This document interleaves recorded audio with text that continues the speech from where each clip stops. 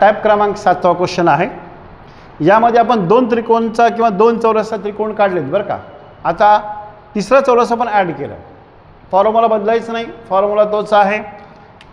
हे 4 × 2 म्हणजे 8 हे 8 हे आणि 8 हे झाले 8 त्रिक 24 हे झाले 24 झाले यामधले त्रिकोण. यापूर्वी तुम्हाला सांगितलं की एक रेषा वाढली की 2 त्रिकोण काउंट करायचं. हे एक आणि हा एक रेषा वाढली मधली बरं का.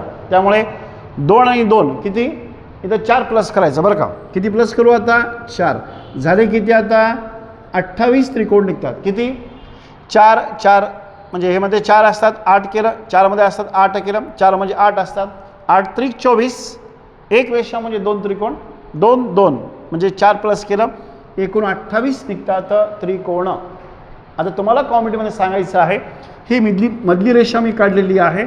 आता मोजायचे तुम्हाला किती त्रिकोण निघतात. लगेच कॉमेंट करून सांगा उत्तर. जे लवकर सांगेल तो मित्र हुशार.